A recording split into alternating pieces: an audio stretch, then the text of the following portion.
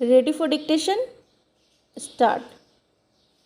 पिछले सप्ताह यह लगने लगा था कि मणिपुर में शांति के लौटने में अब देर नहीं लगेगी।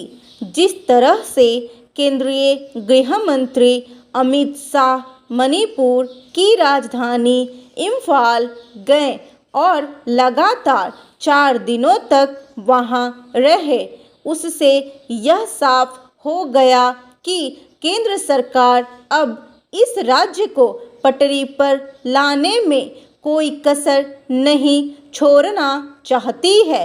उन्होंने वहां समस्या को सुलझाने और बहुत से टूटे हुए सिरों को जोड़ने की जो कोशिशें की, उन पर काफ़ी कुछ लिखा जा चुका है।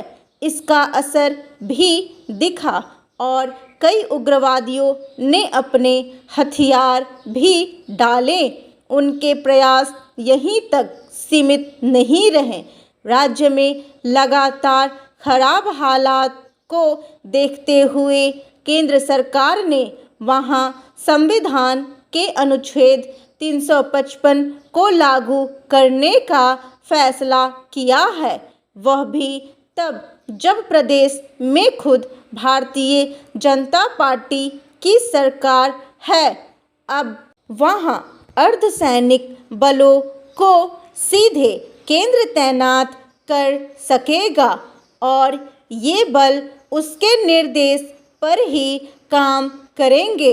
हालांकि बुधवार को मणिपुर के कुकी समुदाय की महिलाओं ने दिल्ली में केंद्रीय गृह मंत्री के आवास के बाहर प्रदर्शन किया तो उनकी मुख्य मांग यही थी कि राज्य में अनुच्छेद 355 नहीं बल्कि अनुच्छेद 356 लागू किया जाए। वे चाहती है कि वहां राष्ट्रपति शासन लागू हो और राज्य में शासन की बागडोर पूरी तरह से केंद्र सरकार ही संभाले। सबसे बड़ी चिंता की बात यह है कि केंद्र की भरसक कोशिशों के बाद भी अभी तक मणिपुर में हिंसा खत्म नहीं हुई है। यह बताता है कि समस्या लगातार जटिल होती जा रही है और राज्य को पहले की स्थिति में लाने के लिए अभी बहुत से और प्रयासों की ज़रूरत पड़ सकती है।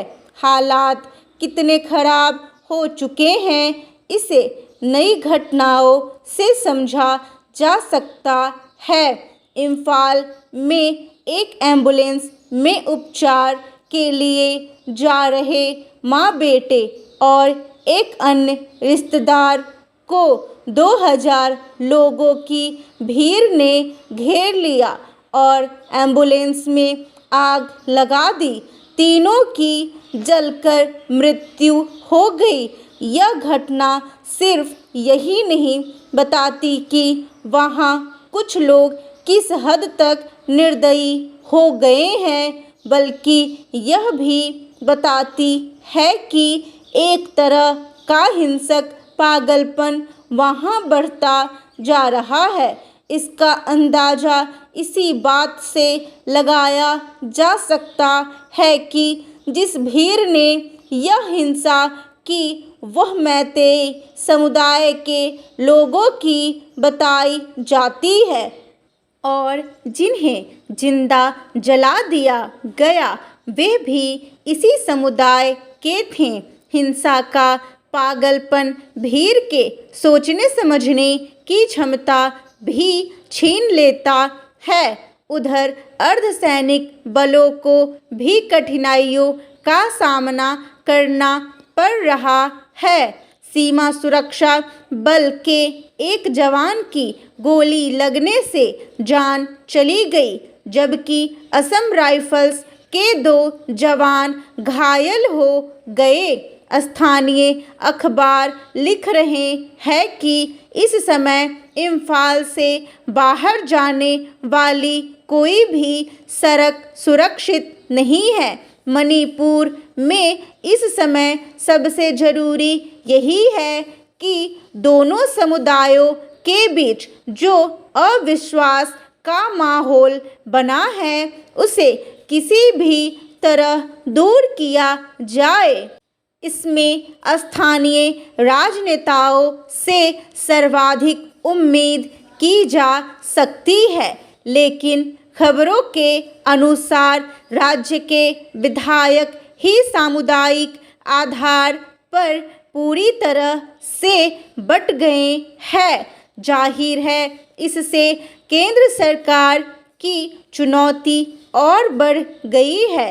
राज्य में शांति कायम करने के लिए उसे राजनीतिक और सामाजिक दोनों ही स्तरों पर काम करना होगा।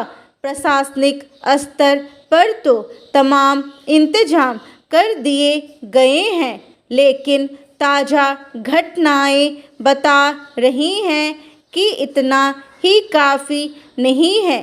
पूर्वोत्तर के इस छोटे से राज्य को संकट से निकालना इस समय देश की सबसे बड़ी प्राथमिकता होनी चाहिए।